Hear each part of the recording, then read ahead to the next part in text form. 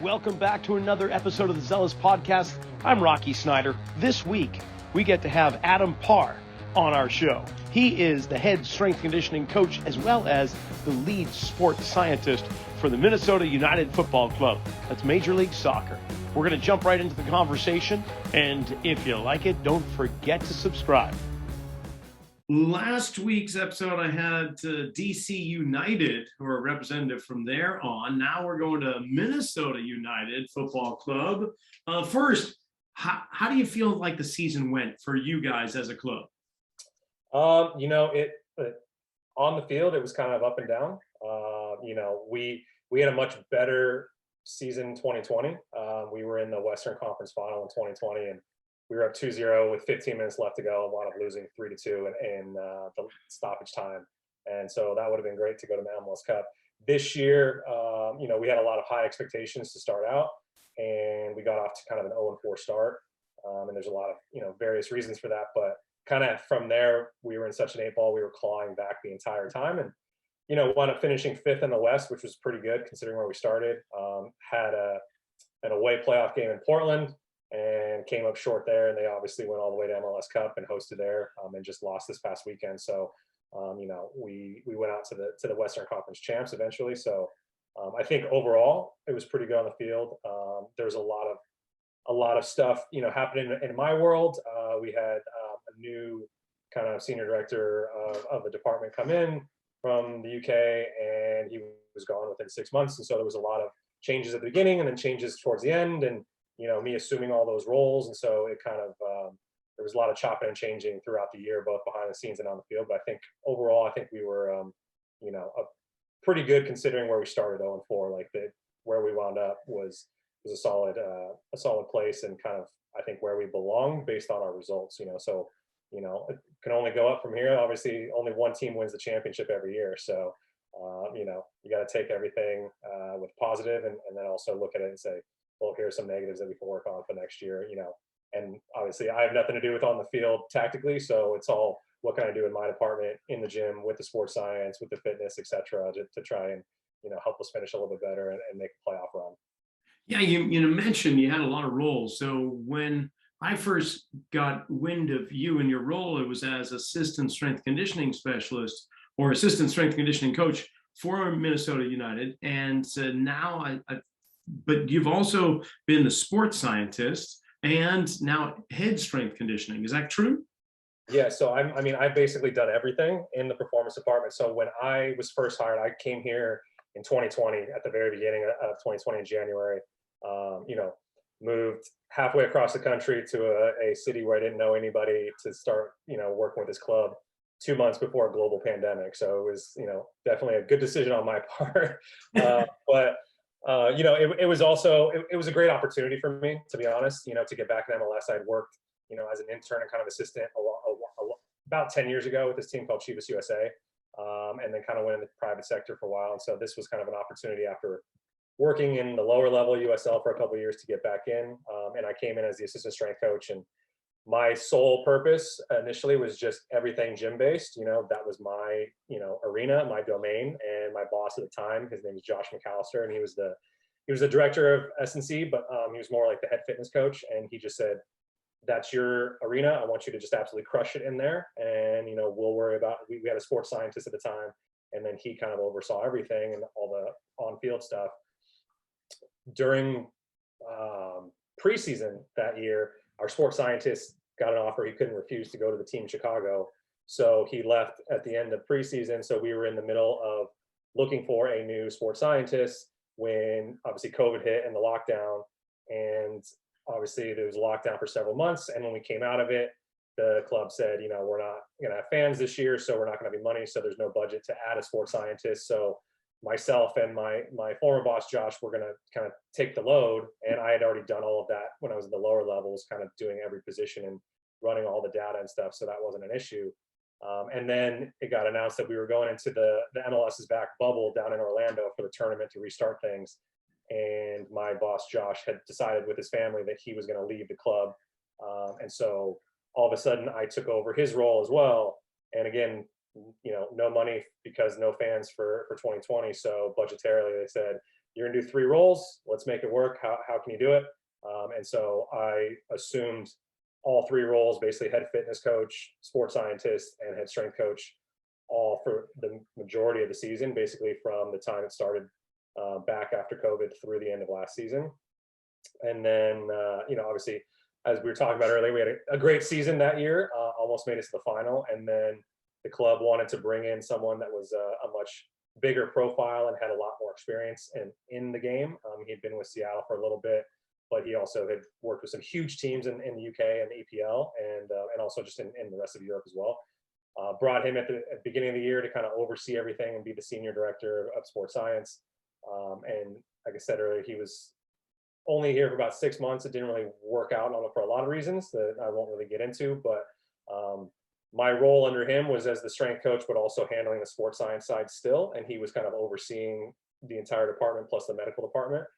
And so then when he left, they basically said, you're going to do everything you did last year. So all the fitness component, all the strength component, and then as well as the sports science. And somewhere along that line, my title had been changed to head strength coach anyway, or head of strength conditioning. So it didn't really matter to me about that. It was just more they said, cool, you're going to do everything for the rest of the season, and let's do everything we can to have a good, strong finish, which we did, and made it to the playoffs, and unfortunately came up short in that first playoff game. But that's kind of everything that I've been doing in the past 2 years with this club in particular.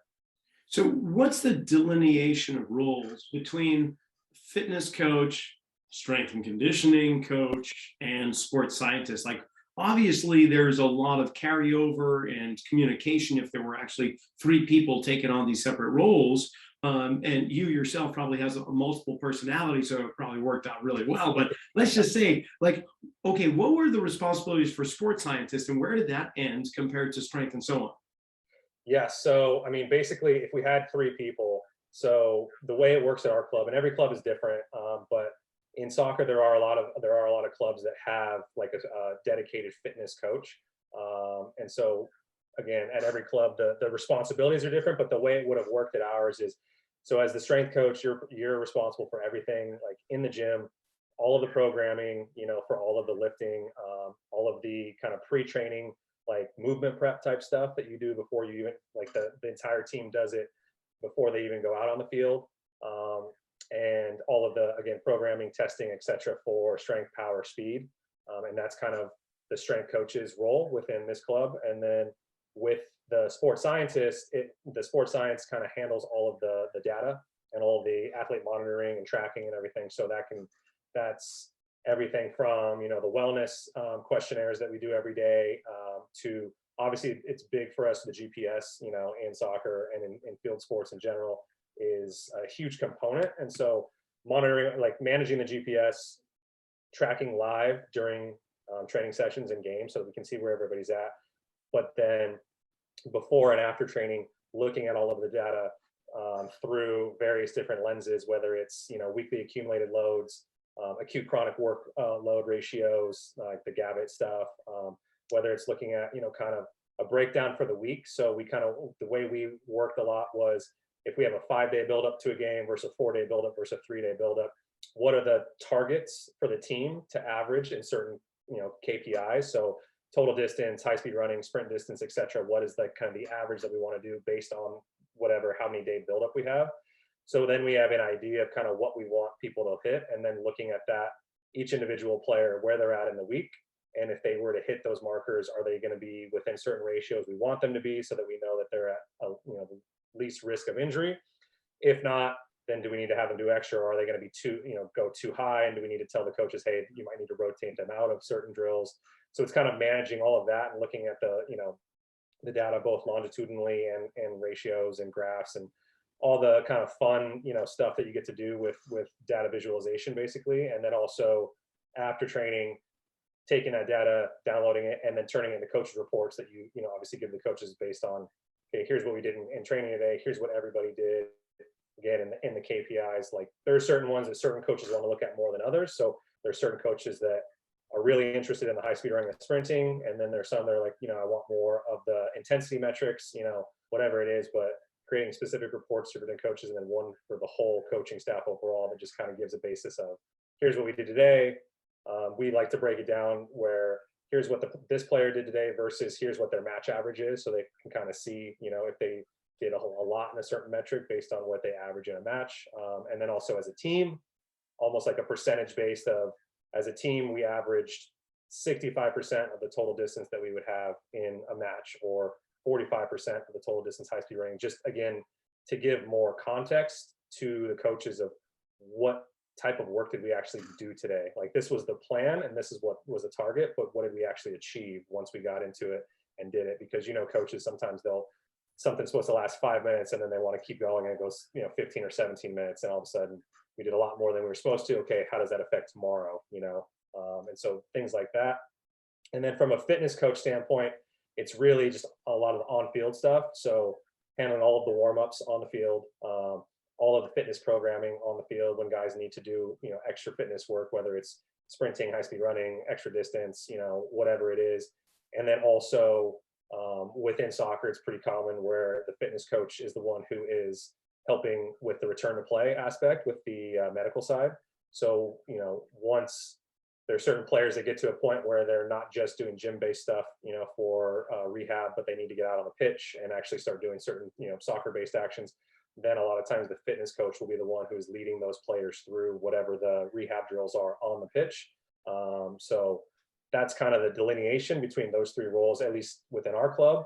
It's fairly common in a lot of different clubs, but every club has a kind of a different philosophy, or, each role is a little bit different, or there's different titles, etc. But it's all fairly similar. And then obviously, you can have someone like myself who has to do all of it and find a way to run around like a chicken with my head cut off, every day to get everything done. But it is possible. Well, were there some benefits about you holding all three roles compared to when you have two other individuals with each having a separate role? Yeah, I mean, I think one of the benefits is, it really like iron sharpens iron, right? So like it really helps you figure out what your weaknesses are, and it helps you to actually really work on them, because you have to. You don't get to say, oh, I can't necessarily, I'm not as good at that, so I'm going to shy away from it, like you might be able to do if there's other people who are better at that. And so, like, for me personally, my weakness of the three is the on-field stuff. Obviously, like, I came up and was always in the S&C, wanted to do physical therapy, and kind of just went the route of S&C through Exos back when it was Core Performance, and internships and stuff like that. And then the data stuff, when I first got in MLS 10 years ago, my job was basically managing the heart rate, data from the Polar Team 2 program. And so I got a really early exposure to a lot of that. And so those two things have always been the two that are really, really kind of high on my radar as far as what I've been really good at. And so the on-field stuff is stuff I've kind of had to learn as I go. So I think that's one of the biggest benefits, is just it allows you to really work on things that you may not be as comfortable in, or puts you in uncomfortable situations. And the other part is, it keeps you busy, which is always great. I mean, I remember when I was in the lower levels before I got to Minnesota United, I was the same way. I was responsible for everything, because it's like AAA baseball, basically, as far as with the second division here, which is USL, where they don't have big budgets. So you have one person to do everything. And then I got up to Minnesota United, and all of a sudden I only had one role. And there were times during preseason where I'm like, I kind of feel like I'm not contributing that much because I don't have a lot to do. And my boss at the time was like, don't worry, like, you have plenty to do. Just savor this. Like, you're used to doing everything. Like, now you're just going to be an expert in this one area, and let the rest of us be our experts, and we're going to work together as a team. And so that's one of the benefits too, is like, you are busy all the time. So you get to kind of, your day is filled. You don't have a lot of that downtime where you're kind of like, okay, what am I doing, or how am I adding to this team? But on the flip side of that, you don't have that much time to, I am guilty of the past years. I haven't been able to really be as up on research as I would have liked to be, or continue education, or, even other things, just because I don't have those breaks in the day. I'm literally going from like 7 a.m. to, 5 or 6, and then traveling with the team, and on the weekend, so it's kind of a crazy schedule at times. I could only imagine. So being a sports scientist, which, I mean, it's only been a handful of years since that kind of position has really taken hold, and most of professional sports. And there's been a tremendous amount of innovations coming along, not only wearable technology, force plate technology, just a whole bunch of stuff. What's that like, getting these innovations? Are there other innovations that are coming along that you're focused on, that you're excited about? What's that like? Yeah, I mean, I think I have this conversation with some of my buddies who are, colleagues of mine that are sports scientists or performance coaches that work with, the tech and stuff. And we've been so inundated with tech, and I think it's just in culture, right? Like everything, the iPhone smaller, and then all of a sudden it's bigger, and then the screen is bigger, and then what's next? It's always this what's next tech, kind of thought process. And that's sports science and just performance in general has been guilty of that as well.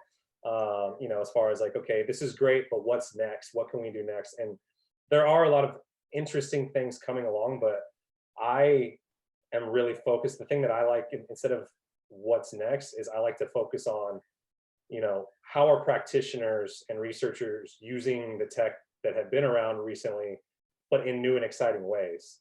So, such as, like, what are we talking? Force plates, right? Force plates have been around forever, right? But they used to just be in labs in universities, like things like that. And it was just used for like university research or medical research, things like that. They were these huge, big things that were in the floor, the old school things. And now there have been so many innovations that now they are portable and wireless. And the ease of use is, you just literally have an iPad linked to it, Bluetooth. Guy steps on, does the jump, and then okay, next, and it's just like so easy. And now you see all this research and all this, all these articles and everything of people, how they're using it for neuromuscular fatigue, testing and different power indexes and just strength tests and just all these different things, from IMTPs and all. Like, it's just, you can use it for so many different things now, and because and they all have so many metrics that they test, that you can really dive deep into that. You can spend an entire year reading everything that there is on force plates and that you can utilize it for. And then once you're finished with that year, it'll be a whole new thing of metrics and articles and stuff that people have discovered in that year that you've been reading stuff. And so I think looking at that, or even the same with GPS. GPS has been around in general for about 20 years, but like from Australia, I think back when they created it in around the Australian Institute of Sport. And so it's been around in Australia and those sports for a long time. It hit, Europe and UK, much earlier than it did in the US. I think it's only been 5 or 6, maybe 7 years, really, that it started becoming widely used in Major League Soccer, who was one of the earliest adopters, obviously, here in the US of it. And so now it's commonplace even in youth sports, but there's a lot of stuff coming out now where it's like, well, okay, now we know what it tells us because we've been using it for so long, but how can we actually use that information more effectively? And what are all of the research and articles, and practitioner notes and everything of what people are doing day in and day out, whether it's, positionally or individually or, again, weekly loads, acute chronic workloads, creating drill databases so that like you can actually help the coaches literally determine what the session is going to be based on what we want to do from, again, daily targets. There are some of my colleagues and something that I've been working on, drill databases, and it's common across a lot of sports nowadays, but these are the targets for the day based on what we've done historically. They have basically, whether it's an Excel thing or a Power BI, and the coach or assistant coach can go in and plug in certain, drills for certain amounts of times, and it'll spit out the average of the, key performance indicators. So then they can literally just plug and play, okay, here's what we're going to do for training today to hit the physiological targets, and then it matches with, okay, what do the coaches want to do from a technical standpoint? And so there's a lot of really interesting things that people are doing. And then also in return to play protocols with GPS, allowing the medical staff to really dive deep into some of these nitty gritty metrics that are in the raw data and things like that, really tell a story and might make a significant impact on a player's, rehab from an injury that you wouldn't have been able to do 4 or 5 years ago because people didn't understand how to do that, for the most part, at least on our scale. And so I think I like to focus more on that as far as what are the cool things and new things that people are doing with stuff that we already know how to use, because, if we, instead of looking at the next thing, if we can become true experts in the tech and the methods that we have already established, then that's going to make us better, instead of being like, okay, we know how to use this decently, but like, let's go to this new thing and spend the next couple of years learning that decently, and then let's go to the next thing, and so that's just my personal opinion. No, I'm But really glad you say that. there are really cool things. Obviously, VBT's become huge in the last few years in the weight rooms, and that's something that I'm starting to look into a lot. The different devices, whether it's camera-based or LVTs or whatever, I think that's all very interesting. It's still pretty new. Obviously, Brian Mann has a lot of his work on it, but it's still pretty new, and that's something I want to dive into more. But I think, yeah, just the stuff that's been around and how you can really use it to benefit yourself. Because then let's be real, at the end of the day, you already have it, so you don't have to ask for more money in the budget for something new. Or if you already have it and you get given more money in the budget, for me personally, aside from a few pieces of tech, like an additional staff member is always going to be better than a new piece of tech, because that staff member is going to have day-to-day interactions with the players and with the coaches, and they're going to help everyone feel more valued and get the best out of them, as opposed to potentially this new piece of tech that we still aren't 100% sure how to use, or we're going to have to learn how to use. I've seen places where they buy a bunch of tech and never use it, but they spent 150 grand on 10 force plates or something like that, and it's like, okay, well, what's the point? You could have spent that much on however many staff members, depending on the budget, and probably gotten a lot more return on your investment. So that's just my personal opinion, but I know there are a lot of people out there who love the tech and what's coming next, and I do love that, but I like to kind of sit back and wait for things to be a little more validated, and a little more reliable, and kind of come from other people as far as, hey, I'm using this, it's really great, this is what I'm doing it for, maybe you should look into it. No, I think that's great. I've got to say, I pretty much agree. We don't have to always get the next and best, especially if there's so much application with what you have. For instance, you're mentioning return to play, as well as like work volume, like how much, how many, and so on. And we can actually use velocity-based training to establish a baseline for each individual athlete. And if they don't reach that baseline, then they may be in a highly sympathetic state with other elements in their life you may not be aware of on that day. So with a periodized program that says, because we're at week 3 and we're on Monday, here's your work right here. But the force plate is saying, wait a minute, he's in an at-risk place right now. We need to dial some of this back. Yeah. That I think is one of the most brilliant ways that you can use that tool. And not to put you on the hot seat, are you doing it in that way? No, so we don't currently have VBT. I've been pushing for it for 2 years. I believe it's in the budget for next year. So like we talked about a little bit earlier, like if I'm still continuing to be at Minnesota United, hopefully there's more access to that, because I've been pushing for it for 2 years, because I really think it's something that we can utilize, like you said, for so many different ways. And also, one of my biggest things that I love about it is it causes the athletes to lift with intent. And if they're not lifting with intent, then what are we really doing? We're not getting the most out of it.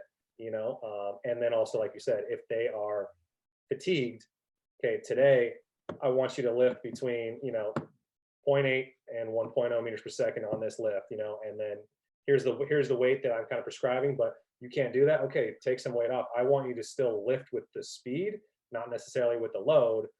I want you to be more fresh, right? At certain times of the year. So like I think it would be very valuable for us towards the end of the season, the last third or so, when guys are through the dog days of summer and really fatigued, for them to kind of almost self-regulate as far as what they're doing, but to feel fresh and still be moving fast, like as we're getting to the crunch time of the season and also in the playoffs, because I want guys as fast as possible and as fresh as possible going into those important games. And so those are the things that I'm interested in using it for. And I've really been pushing our department heads to put it in the budget. And I'm hopeful that they're actually going to this year, because we obviously coming out of the COVID year, as far as we've had fans in the stands, so we're making money again, and so there isn't a budget freeze. And so I'm hoping that we can utilize that and really play with it and see kind of what we're doing. And I think to pivot a little bit along those same lines, one of my biggest things that I think would be great about BBT is,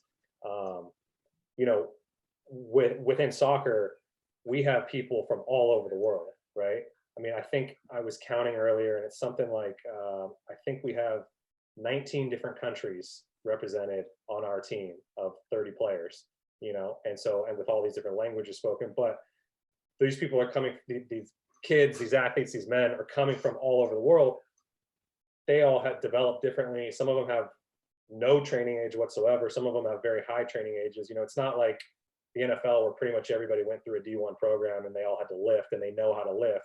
There's some of these guys who have never lifted in their life, right? And they're scared to do anything because they've never had to, because of certain parts of the world where it's not part of it, or they come from clubs where they couldn't afford to do that, or they didn't have gyms or whatever it is. And so my biggest thing is I think BBT will be one of the best and easiest ways to get someone who has a very low training age to realize, like, oh, I can lift, you know, it doesn't have to be heavy. I want them to move fast, but to start, you know, educating them on how to lift properly, you know, without scaring them by loading up the bar, right? You know, and they don't have to, they're competing with themselves, not with the guy next to them who, you know, has been doing deadlifts for 15 years and is deadlifting 450 pounds. And they're like, I have no idea what I'm doing. You know, I think that for me might be one of the biggest reasons why I feel like BBT could be worth its weight in gold if I can, you know, kind of utilize it for that way as well, because we do have a lot of guys who come to us who have not lifted much at all, or very, very light, you know, because of where they come from. That's really fascinating, because most of the professional sports in the US don't have that situation. You know, the NBA maybe into that kind of realm, but definitely not the NFL. And so, well, potentially if you've got Dominican players or others, you might, but I think it's more exclusive to MLS. Now you've got what, 34 games in the season. You go from April to November, not including the postseason. February to November. February? Yeah, and actually preseason starts before that. So we start preseason in 4.5 weeks, and we just ended a few weeks ago. Like MLS Cup was just this past weekend. Obviously, we got eliminated, but preseason starts January 26th, and the finals being moved up a little bit this year because the World Cup is in the winter coming up, but it's going to go all the way to the beginning of November. So I mean, and it's normally a 10-month season if you include preseason. So you get 6-8 weeks off, maybe 10 at most, you know, generally speaking. So you don't have other players from the Minnesota United playing on different teams around the world. Like they don't go back to Europe and play to Bundesliga or anything like that.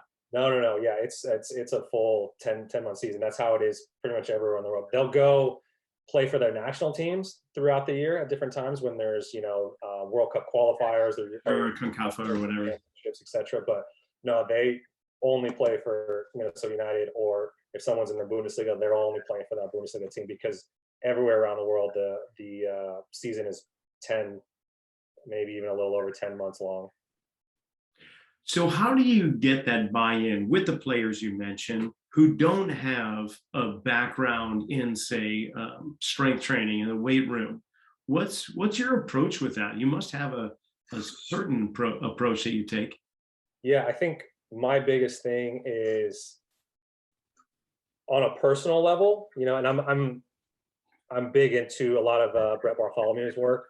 I used to train alongside him at this gym in Beverly Hills for a little while before he moved out to Atlanta. It was when he released Conscious Coaching, and I love all of his art of coaching stuff and kind of, you know, getting to know guys kind of on a psychosocial, you know, type of thing. And so my biggest thing is relating to them, what motivates each player, you know, whether we speak the same language or not. You know, I'll sit there and stumble through a broken Spanish, you know, conversation if it means that this new player sees me attempting to speak to him as a language and not just assuming like he's going to talk to me in English just because we're in the US. But get to know, where is he from? What has he done? What is he motivated by? What's his family like? And start kind of figuring out who this person is and how to relate. And then also finding little ways to educate him along the way as we're having these conversations day in and day out of, little tidbits of here's what we should be doing or here's why we should be doing that, and also using the data, using reports, etc., to feed that. So one of my favorite things is when guys who haven't lifted a lot or are scared of lifting heavy because of where they've been before or whatever, and we're going through stuff and I'm having to kind of educate them on why we're doing it, why it works, how it feels, making sure their technique is proper and whatnot, and how it's going to affect them on the field. They're going to be able to run faster, they're going to improve their max sprint because we're increasing RFD or whatever. Then all of a sudden, a few months into it, they come up to me and say, I feel like I'm a lot faster. I feel faster. Or, if we're doing our max speed runs, which we do, a couple times a week, I'm looking at the iPad and I'm tracking it live, and I see when somebody breaks a new max speed. And so I can go over to them during a water break and be like, hey, bud, like you just hit 9.8, and his previous was 9.6. And it's just like, see, and you can see a smile that like lights up their face. Right. And so it's just like, this is why we're doing it. This is what we've been doing. This is what we've been working on. This is why every time I ask you to do extra or to do this or do that, it's so that we can get these moments and get you faster because X, Y, and Z, or get you stronger, or you're coming back from an injury and I don't want you to get another injury because you've had however many hamstrings, whatever it is, whatever that like motivation is, what they want, it's finding little pieces and tidbits to be like, okay, this is why we're doing this. Here's going to help with that. And then again, like I said, using data or examples of how what they're doing, they're actually progressing. Because if you don't show them that, then after a while, because our season is so long, they're going to be like, I'm over this. I've been doing the same thing for 3 months, or even if we're switching the program and I'm learning new stuff, but it just feels whatever, I don't understand. And then they're going to completely check out to what you say. And for me, when I'm trying to be the strength coach, the fitness coach, and the sports scientist, I can't afford anybody to check out on any front, because then, if they check out on me in the gym, then they're going to check out on me on the field, and then also with the data, and so it's one of those things where I can't afford that. And so that's kind of how I like to achieve the buy-in, is just find those little teachable moments, and also have them almost start to learn and suggest things along the way, or ask them like, hey, if we do this, what is it going to lead to? And so that they're not just kind of listening, but they're actively listening and thinking about it, and involved and engaged in the process of why we're doing it. Gotcha. So when it comes to athletic conditioning, strength training, all that you are overseeing, there's sometimes some overlooked elements, like, and maybe it's just a matter of priority where we only have so much time, we're going to do this and that. But are there some elements that are overlooked, in your opinion, with other teams that would be really easy to implement? Like whether it's reaction time or balance or mobility or whatever the case may be. Yeah, I think, to be honest, like for me, the biggest thing is sprinting. Like it's starting to change recently. There's been a lot more research about it, but for a little while, I feel like in field-based sports, there was almost a lot of coaches and even some practitioners were like shying away from wanting to sprint maximally during training during the week because of a fear of injury, right? And this is, I'm not saying this is everybody. There was just certain people, certain groups where you just saw some of the things that were being written, and it's just like, we got away from it, or everything was just in soccer, especially, everything was all about small-sided games, and all the conditioning within that, and not really opening up as much. But sprinting, obviously now recently there's been a lot more research where it shows that it is potentially the one exercise that has the biggest impact on reducing the risk of hamstring strain, which is the number one injury in soccer. But just in field-based sports in general, it's obviously huge. And in soccer, I forget what the actual percentage, but again, there's been more research where it showed like a very, very, very high percentage of goals in soccer. I want to say it's something like over 70 or 80 in certain cases, are preceded by like a straight line sprint, whether it's a winger sprinting onto a pass to cross it, or a forward running in, sprinting by someone to head it or finish or whatever, like, or somebody defender sprinting to win a ball, turn and play. Like, it's preceded by some sort of straight line sprint. And so for me, the more that we can actually work on that, and not just, okay, we're going to sprint and the guys are kind of going half-ass, but like, let's work on maximal velocity. Like, let's work on some absolute speed, to use kind of an Exos term, right? What can we do in training, whether it's in the warm-up, after the warm-up, during training, or within drills, that is going to elicit, a 90% or more, 93% or more, 95% more, whatever it is, sprint, so that these guys get used to sprinting as fast as they can, so that in a game they can do that and they're not even thinking about it, right? It hits them and they're not scared to do it because they've done it. But also, again, the more you sprint, the more your body becomes accustomed to it, as long as you are working on good sprint mechanics, right? And so I think that is one of the easiest things that you can do, especially for a field-based sport. But even in stuff like basketball, where you don't have as much, obviously, room as a soccer field, but the guys are going to maybe not maximally sprint, but like some of them are going to sprint up the floor, right? And again, just getting them to do that, and not as a conditioning drill, right? Because a lot of times, you think of suicides and whatnot, but I mean, just work on sprinting, work on the mechanics, get them used to doing it. And you get amazed at how quickly, for me, guys start picking up and cleaning up their own mechanics just naturally. And all of a sudden, once that we've been doing it consistently, you have guys every week who are breaking new max speeds. And maybe it's by, 0.1 meters per second. But if you do that a few times over the course of a season, all of a sudden you take a guy who is a winger who was at a 9.4 meters per second high speed to all of a sudden 9.7 by the end of the year, that might have an effect in a game at some point when he has to sprint down the wing to potentially cross a ball to, get it to a forward to win a game. I don't know. There's correlation, not necessarily causation, but I think it's one of the easiest things that you can do in any sport.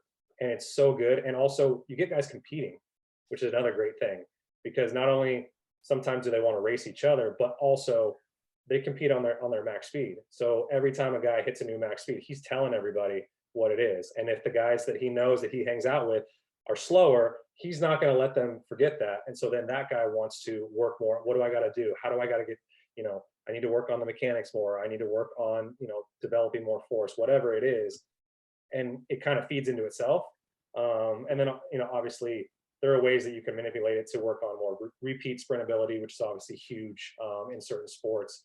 And so I think it's so easy. And again, there's a lot of people out there who are doing it great, but it's such an easy thing to implement, as long as you can get the coach buy-in and the players start to buy in as well.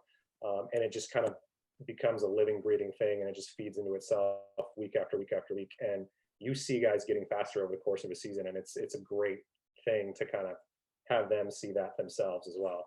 And what's the incident rate with things like high hamstring pull, meniscal tear, inversion sprains, the most common injury sites in MLS for the most part? Do you notice a decline with sprint training?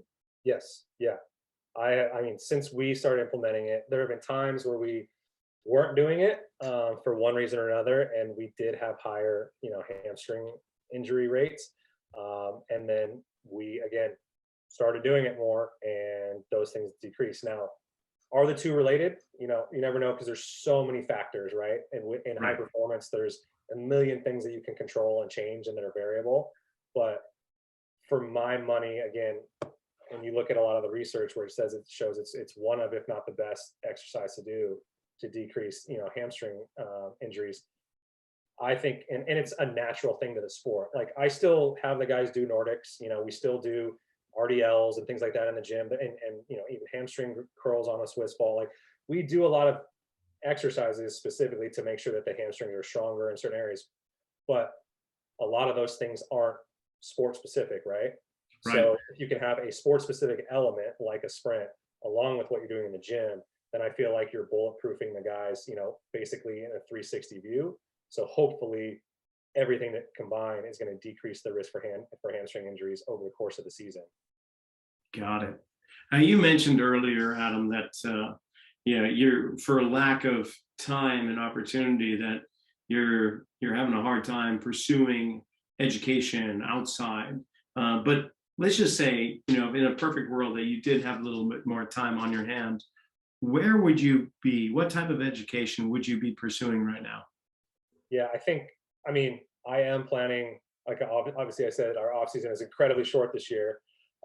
And I could be moving some in the middle of that, but I'm planning on ordering the Certified Performance and Sports Scientist textbook from the NSCA. Uh-huh. I'm just really interested to go through that. I don't know if I'll wind up doing the test or not, based on what's in the textbook. But I mean, I probably will because it's interesting. But I think anything that is working towards this field, whether it's performance or sports science or strength conditioning, whatever you want to call it, right? Being more kind of accredited or having kind of minimum standards of practice at certain levels, I think is a good thing. And so I'm interested to see kind of what the CPSS textbook, what all it has in it, how much of it is, I guess, kind of retooled from the CSCS, Yeah. But then how much of it is a little bit different. I know people who have contributed to it, and there are people that I respect, a lot. And so I'm just really interested to see what all it has in it, especially with kind of the testing and evaluation type stuff, what it talks about as far as tech, just in general to see where is the field moving. Like, is this the first phase in, obviously sports science becoming more recognized, but then also minimum standards of practice, because, even in MLS these days, there aren't a whole lot of like minimum standards as far as anybody who's in the performance realm. Like, there is a requirement that there's at least one CSCS on staff, right? But it doesn't mean that person has to be a strength coach or, has to be a fitness coach or a performance coach or whatever you want to call it. You just have to have one.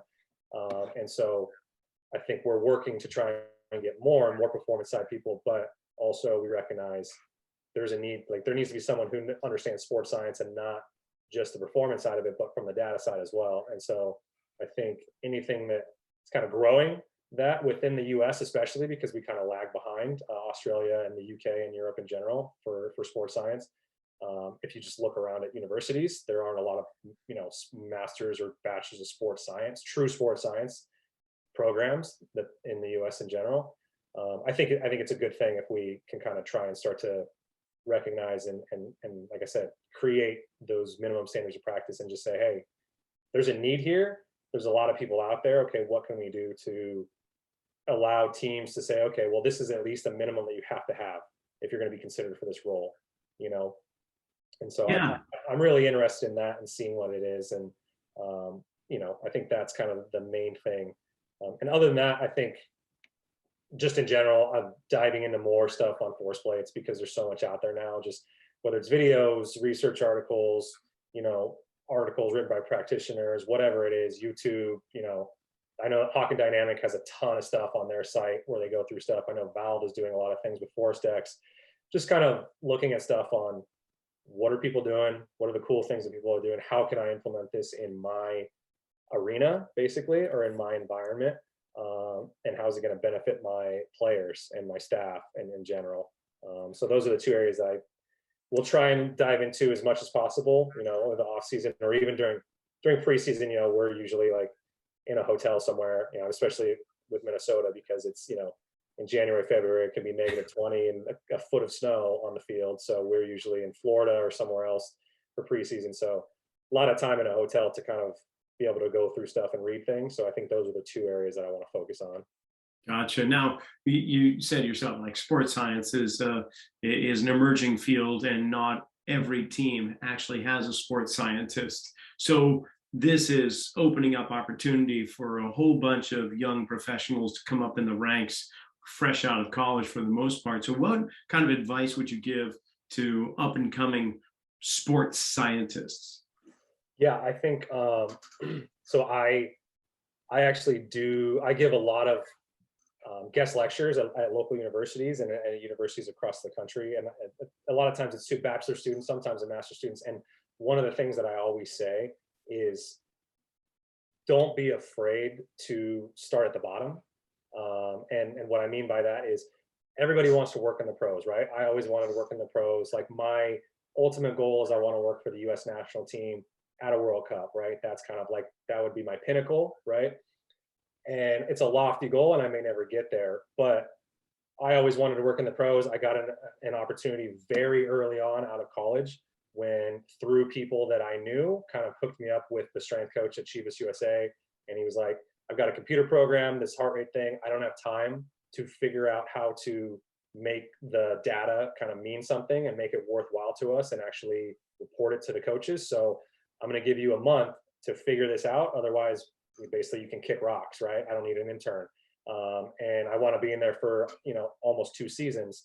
And so I got that opportunity early, but after that, I got out of it and was in the private sector for a while, which, by the way, is really great for anybody who wants to work in sports, because you get to work with a variety of people, and really get to know people and talk to them one-on-one, and again, kind of work on achieving that buy-in. But then once I got back into sports, I worked at a lower level where you had to do everything. And so that's kind of what I mean as far as starting at the bottom. When you work in soccer, like if you work with an academy team, or if it's other sports with youth clubs or whatever, you have to be a jack of all trades, right? So you have to be the strength coach, the sports scientist, the fitness coach, the nutritionist, like whatever it is, you have to do everything because they only have a budget for probably one individual, right? And so it's almost like it's a trial by fire, because you have to learn how to do everything. And the good thing about starting at the bottom or starting with younger athletes or in academies and things like that is you get to make mistakes, and your job doesn't necessarily depend on it, right? Because once you move up those ranks at the pros, if you're working in the NFL and you've got a player who makes 15 million or 20 million a year or an NBA, and you make a mistake and that person winds up getting injured and they miss, half the season or whatever, there's a chance that your job may be on the line, right? Whereas when you're working with youth athletes, I'm not saying go out there and injure them, but there's an understanding that a lot of times it's younger people who are up and coming, who are more green, and you can experiment with different things. Okay, this is a new thing that I'm reading about that people are doing. I want to try this, or I want to try that, as long as it's in a safe and effective manner. But you get to experiment and you get to make mistakes, because you're like, oh, well, that didn't work. Okay, I'm not going to do that anymore. And so, and again, there's a lot more leash, there's a little more leeway, because you are working with a bunch of kids, right? There's no one who this is their job, right? And even at lower levels in baseball and in soccer and in the G League and stuff like that, again, there's more, people have more patience for you learning your craft, right? Whereas once you're in the pros, it's like you got to know it and do it and be able to. And again, if something happens like in my circumstance where we don't have a staff, all of a sudden you're expected to, you got to do everything, just do it, and you don't have time to necessarily learn it. So if you take the time to actually do stuff from a lower levels perspective, you really get to hone in on your craft and learn a lot of different aspects, which in my opinion makes you more valuable as you continue to progress in your career. Because now maybe if you move up into the college ranks or you get a chance in the pros, they're looking for just a strength coach, but they're also looking for someone who, well, they can do the sports science if we need them to, or they can do the fitness on the field if we need them to, or they can help out with the nutrition and the supplementation if we need them to, because they've done all that in the past. That's not their primary focus. 85% of the time they're going to be focused on this one thing, but we can have them, or if our sports scientist is sick for a few days or has to go to a wedding, they know what they're doing, so we'll make sure that he shadows him, and all of a sudden, you're able to do that for a week, and so I think that is my biggest advice to young practitioners, and even not young, even if it's just like, hey, you're switching to a different sport or whatnot, try it out at the lower levels, get your feet wet and see how it goes. And then the other thing is just, to be honest, and it's so cliche, is you got to network, and you don't, I try and stress this all the time. You don't network in like a sleazy way where obviously, you're just reaching out to people and being like, hey, what can you do for me? Or how do I get, obviously there are times where you're going to want to reach out to certain people and say, how do I get to do what you're doing? Or how did you do this? But, I think one of the things that I learned, again, I kind of take this from Brett Bartholomew and some discussions that we've had, is like, when you reach out to someone, offer them a service, what can I do for you? Or is there anything I can do for you? Can you tell me how to do this? Or what is the answer to this? Not just give me. You got to be strategic, obviously, with who you're talking to, but, if you're looking for a mentor, be upfront.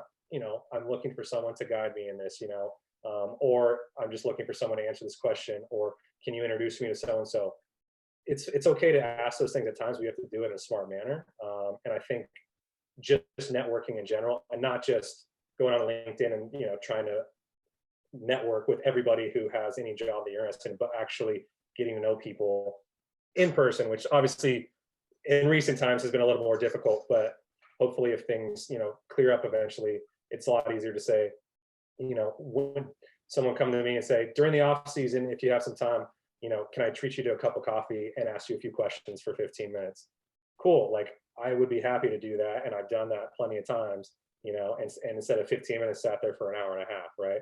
Or somebody's like, hey, can I buy you a beer? Great. Cool. No problem. It's little things like that. Like I guess for me, the human connection, but actually getting to know someone and say, okay, is this somebody that I want to, help out? Great. Cool. Why? Not just, hey, can you do this for me? And I think that might be maybe a younger generation thing, of wanting it all now type of thing. But, I have had to network a lot. I have also been very fortunate where people in my network, I just happen to have positions that come up and they're like, hey, you're perfect for this, right? Or I don't know anyone, I need someone for this position. And then somebody that I know says, oh, I got this guy, Adam, he's great, so it's a valuable thing. But you also have to know what you're doing, which goes back to the, starting at the bottom where you do everything and learn how to do everything and really, hone your craft. And so it's kind of a combination of both. It's who you know, but it's also what you know. And so, I think that's my biggest two things that I try and tell young, especially students. Well, that's great advice. And I'm sure there's going to be quite a few in the listening audience that take it to heart. So, Adam, for what you just said, ask them a question and 15 minutes turns into an hour or whatever. That's exactly what we did. And I'm really happy that you spent a little time with me. And I just want to say thank you. Thanks for this opportunity to share a little bit of your experience. No, thank you. I really appreciate it. Anytime I can help out. And that's it for another episode of the Zealous Podcast. I just want to thank Adam Parr for coming on this week. Next week, we've got Mike Watts, and Mike is the Director of Performance for Under Armour.